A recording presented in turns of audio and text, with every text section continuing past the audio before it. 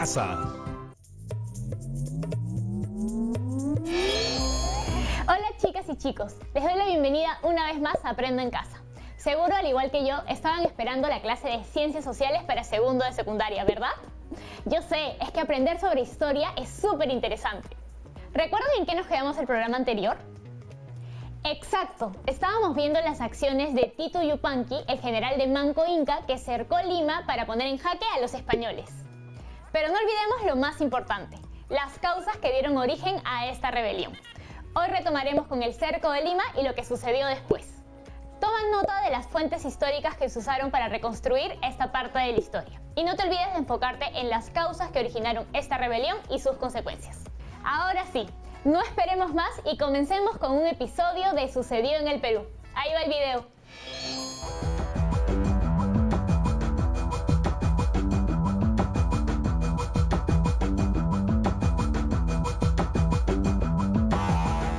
Manco Inca dispuso que su bravo general Titu Yupanqui, también conocido como Kisu Yupanqui, comandase el cerco de la ciudad de Lima. Yupanqui estableció su cuartel general en las faldas del Cerro San Cristóbal y colocó a sus tropas en distintos puntos del valle, todos cercanos al río. De esta manera emprendió el cerco de la entonces pequeña ciudad, mientras él, desde la cima del cerro, lo observaba todo. Claro, yo supongo que ese día no había esta neblina, ¿no? Porque si no hubiera sido bien difícil observar lo que estaba pasando.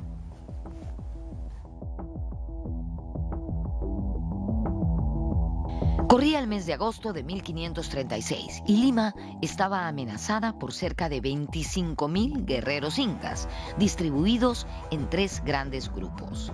Se produjeron varias escaramuzas y los españoles no consiguieron romper el cerco. Pizarro entonces preparó a su ejército para la batalla final. Como en el Cusco, los españoles recibieron el valioso apoyo de miles de indígenas, enemigos de los incas.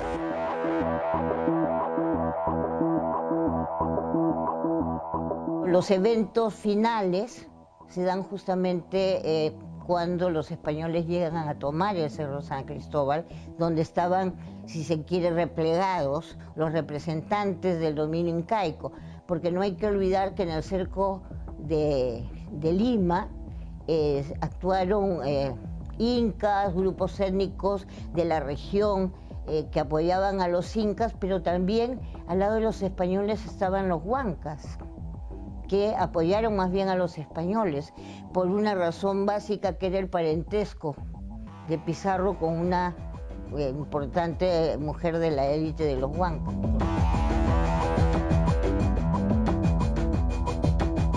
Kisu Yupanqui estaba decidido a exterminar a los extranjeros. "A la mar, barbudos", era el grito de sus guerreros.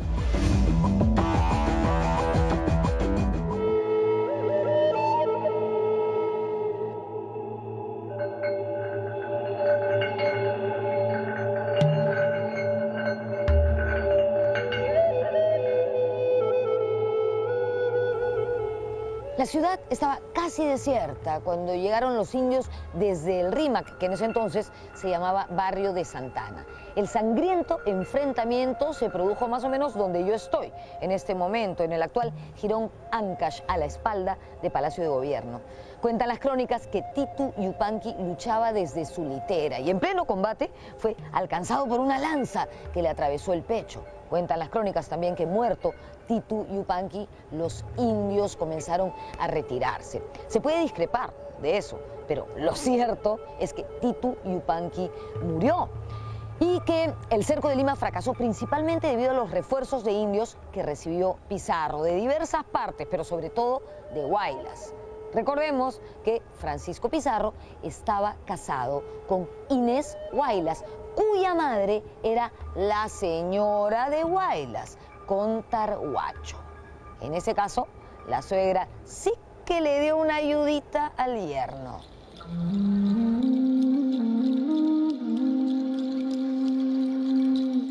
Con su jefe muerto, los guerreros incas sobrevivientes emprendieron el retorno a sus comunidades de origen.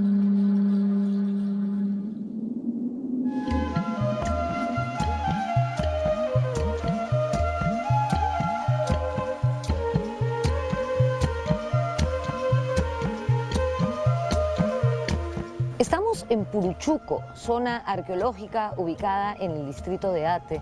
Aquí quedaba un palacio inca ocupado por el curaca de esta zona y su familia. Pero no hemos venido hasta aquí para contarles eso, sino para contarles que en este lugar ocurrió un hallazgo arqueológico importantísimo. Se trata de un cementerio inca donde hay restos de soldados incas que perecieron en el enfrentamiento entre las tropas rebeldes y las huestes españolas.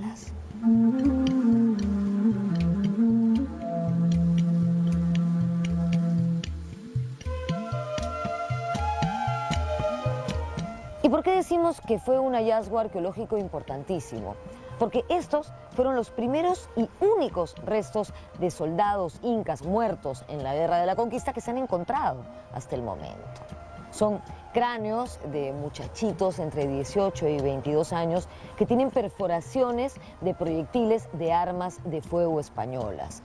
Recordemos que en esta guerra Pizarro tuvo de aliados a los indios huaylas, pero no solamente a ellos, sino también a indios de otras zonas de Lima, como Surco, Caraballo y Lurigancho.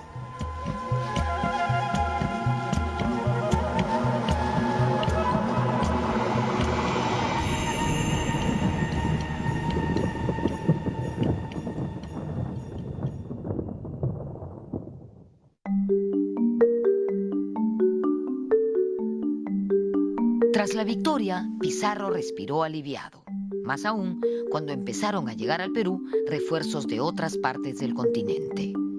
Mientras tanto, en el Cusco seguían los enfrentamientos. Hernando Pizarro intentó sin éxito capturar a Manco Inca. En la refriega era muy llamativa la rivalidad de algunos pueblos con los incas. Un caso notable era el de los huancas, del Valle del Mantaro, frente a los cuales Manco entabló una guerra a muerte.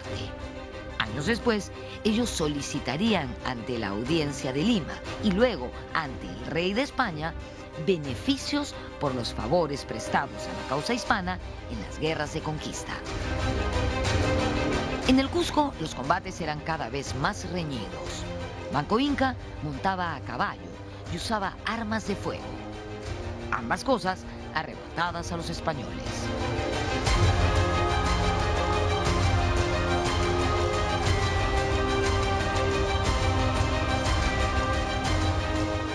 Después de levantar el cerco de la ciudad del Cusco, Manco Inca se retiró a Yucay y posteriormente llegó hasta aquí, a la fortaleza de Ollantaytambo. Los españoles decidieron ir a su encuentro y capturarlo, y para ello organizaron una gran fuerza militar. Esta expedición estuvo a cargo de los hermanos Hernando y Gonzalo Pizarro.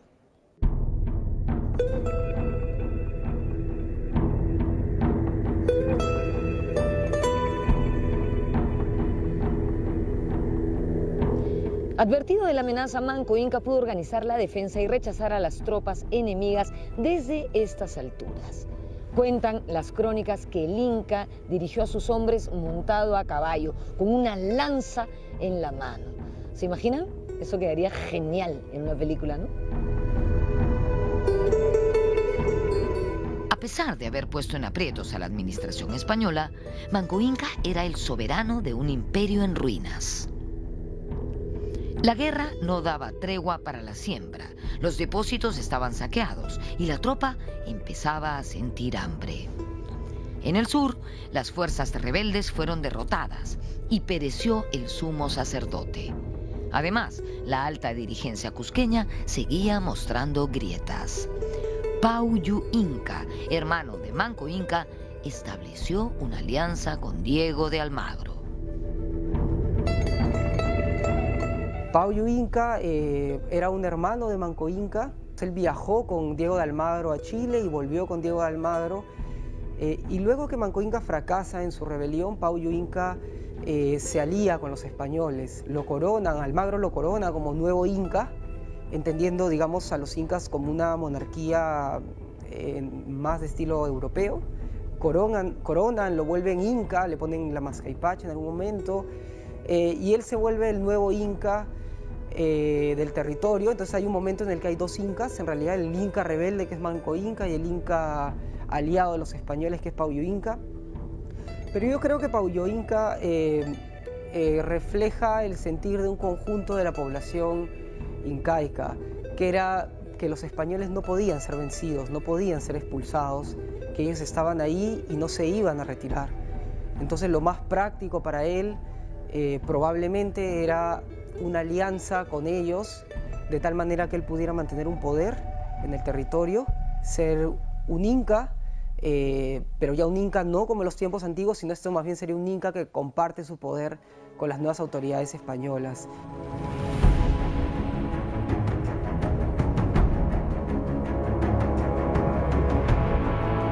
Almagro, que regresaba de su fracasada expedición a Chile, venía dispuesto a enfrentarse a los Pizarro. Su primera acción fue apoderarse del Cusco y tomar prisioneros a Hernando y Gonzalo Pizarro. Manco Inca no tuvo más remedio que licenciar a gran parte de sus exhaustas tropas y retirarse a Vilcabamba. Vilcabamba se ubica en la ceja de selva, al noreste del Cusco, entre los ríos Urubamba y Arequipa. Desde allí, Manco Inca continuó la resistencia.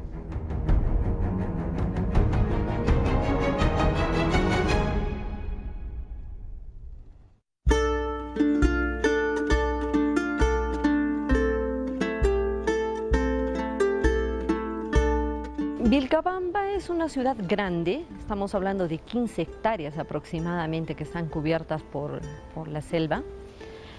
Tiene sectores donde hay una especie de plaza, unas habitaciones grandes conocidas como callancas, también hay otros adoratorios, el sector de Tendipampa, las estructuras dobles, hay canchas, hay viviendas. Replegarse en Vilcos y luego en Vilcabamba supone, digamos, generar un espacio donde él desarrolla, digamos, poder, dominio sobre los grupos nativos lugareños, donde desarrolla culto al sol, pero vuelve al culto original, a Punchao. Entonces, eso ritualmente tiene y políticamente tiene una gran importancia, porque justamente es, digamos, recomponer el mundo. O sea, el mundo se había puesto al revés, se estaba produciendo un caos. Manco Inca se va a este mítico lugar llamado el Vilcabamba, y en el Vilcabamba lo que hace Manco Inca es organizar un conjunto de pequeñas hostilidades contra los españoles, van atacando de a poco, roban algunos elementos, armas, caballos, etc. Una especie de guerra de guerrillas. Durante 8 años, Manco Inca dirigió en Vilcabamba una suerte de estado independiente y en 1544 fue asesinado por un soldado almagrista refugiado en ese lugar. Se convirtió desde el principio en refugio de, digamos, gente que podríamos llamar marginal, que por una u otra razón quiere retirarse por escapar de la autoridad, por hacerse de un pasado que le resulte provechoso, por beneficios directos, etc. Y tenemos allí a mestizos y a españoles que están refugiados en Vilcabamba. Y Diego Méndez, que es el que mata a Manco Inca, aparentemente había sido seguidor de Almagro. Existen dos versiones, las más conocidas, ¿no?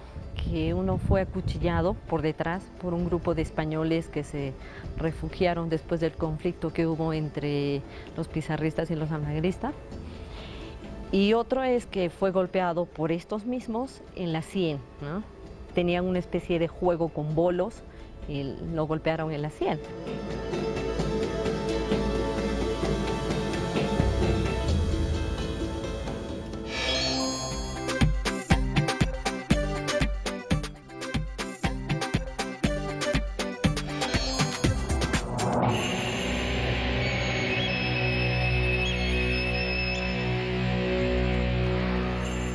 La trágica muerte de Manco Inca significó un duro golpe para la lucha de reconquista, que nunca más logró la dimensión alcanzada entre los años 1536 y 1538. De inmediato asumió el gobierno una regencia, hasta que los hijos del inca fallecido fuesen mayores de edad. De esta manera, quien se convirtió en el segundo inca de Vilcabamba fue Sayri Tupac, hijo de Manco Inca. En 1838 decidió subordinarse a la autoridad del rey de España. Viajó a Lima y hasta recibió encomiendas y honores. De Sayri Tupac, también el hijo mayor de Manco Inca, el que le sucedió una vez que falleció Manco Inca. Estuvo él muy poco tiempo en el gobierno. Generalmente estuvo en contacto con los españoles, con el gobierno español, y bueno, finalmente le dieron su encomienda en Yucay, en el Valle Sagrado. Sayri Tupac falleció muy joven, en 1560. En su reemplazo, asumió el gobierno Titu Cusi Yupanqui.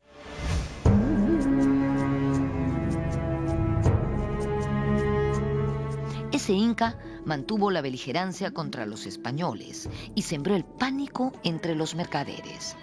Durante 10 años mantuvo esa postura sin ser derrotado por el virrey Diego López de Zúñiga.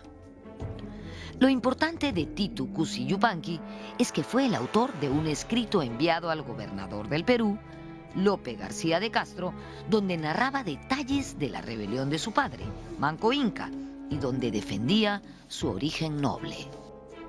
Él escribe esta crónica un par de años antes de morir o poco antes de morir, que es básicamente una historia de cómo Manco Inca vivió la rebelión contra los españoles, y lo que tiene esta crónica es el punto de vista de los incas. El punto de vista, en este caso, de los que perdieron este enfrentamiento y que progresivamente, para los años de Manco Inca, ya hacia la década de 1560, el poder de ellos era cada vez menor y, como comento, las instituciones españolas y la presencia española se consolidaba.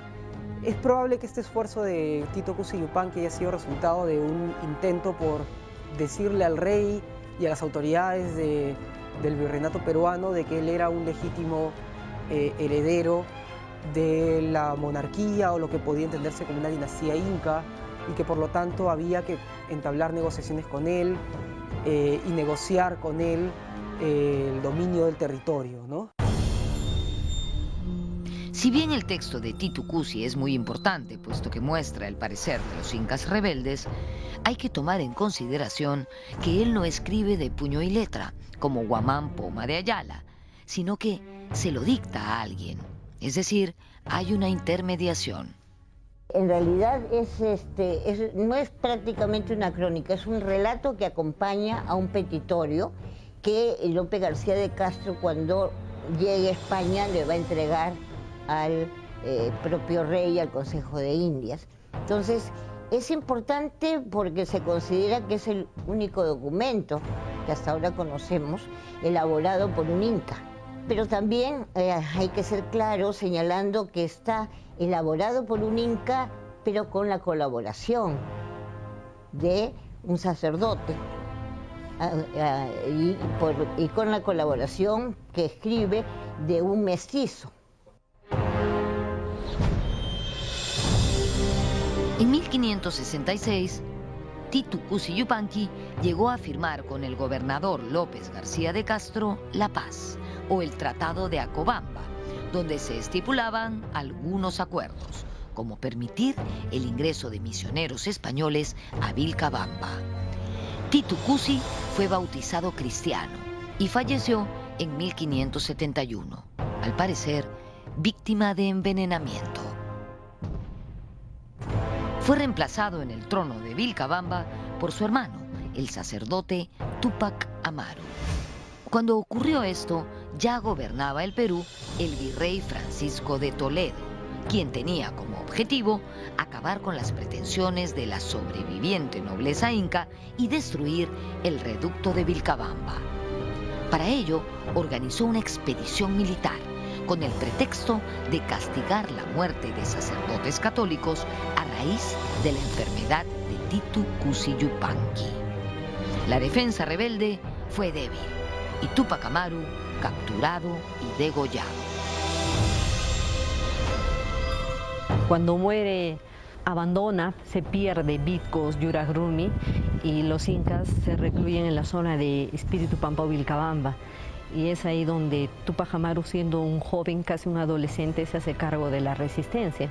Él estuvo menos de un año, en que el virrey Toledo ordena el ingreso a la zona de Vilcabamba, a la ciudad de Vilcabamba, y esta es abandonada, quemada, y escapan los líderes, ¿no? Dentro de ellos Túpac Amaru. Claro que tiempo después es capturado, porque él fugaba con una esposa adolescente que estaba embarazada, entonces no podía ingresar a la selva tan fácilmente. Y bueno, es capturado, traído al Cusco y degollado en la Plaza de Armas, ¿no?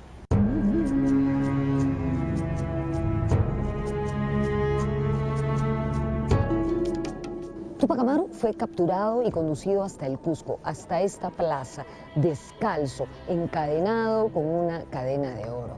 Él se negó a hablar con el virrey de Toledo por considerarlo un yanacona, es decir, un sirviente del rey de España.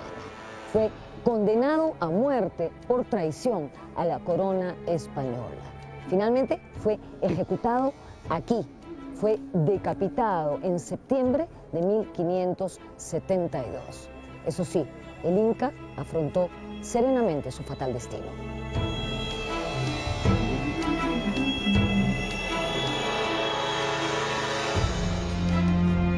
A la ejecución de Túpac Amaru le siguieron las persecuciones de los príncipes incas. Martín, hijo de Túpac Amaru de solo 3 años, fue desterrado del Cusco.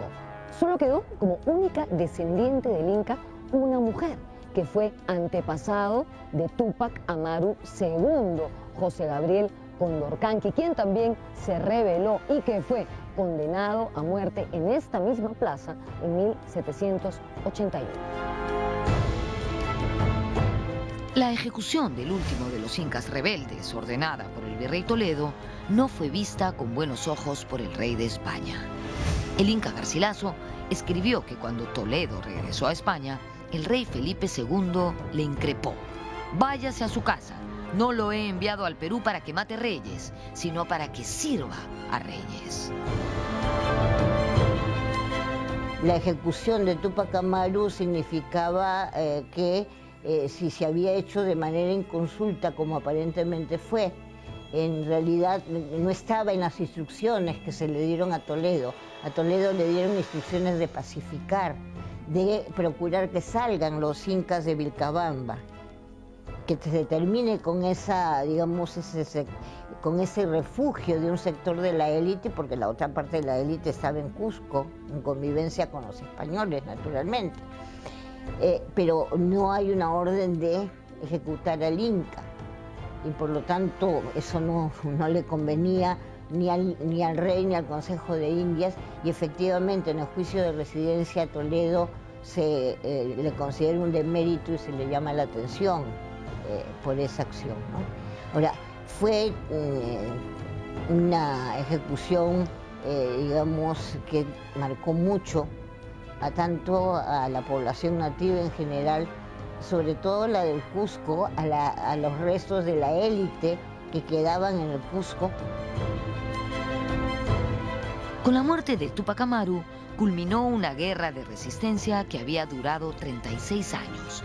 Es una historia de heroica resistencia incaica que debemos conocer para no repetir la equivocada idea de que la conquista española concluyó con la captura y muerte de Atahualpa en Cajamarca.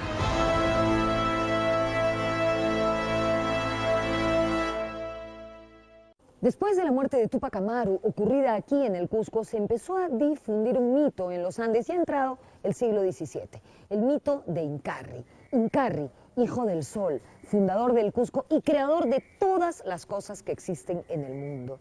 Incarri fue apresado y decapitado y su cabeza fue enterrada aquí, en esta ciudad. Sin embargo, el mito cuenta que su cabeza sigue viva, mientras su cuerpo se reconstituye debajo de la tierra. Cuando eso ocurra, Incarri volverá a restituir el orden del mundo. ¿Qué creen ustedes? ¿Habrá alguien capaz de restituir el orden en este mundo en el que vivimos? Ojalá, ¿no?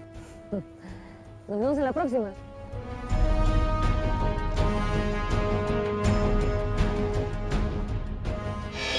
¿Qué te pareció el video? A mí me pareció interesantísimo. ¿Cuántos hechos que no conocía? Se narra rápido, pero en realidad pasaron 36 años de resistencia de estos incas rebeldes. ¿Te das cuenta cómo se relacionan los hechos en la historia, verdad? Casi son como eslabones de una cadena. Y aquí va el reto de hoy. Tendrás que responder la siguiente pregunta usando los argumentos que escuchaste en el video. ¿Cuáles fueron las causas y las consecuencias de la rebelión de los incas de Vilcabamba? No te olvides de poner todo esto en tu portafolio. Nos vemos en la siguiente clase.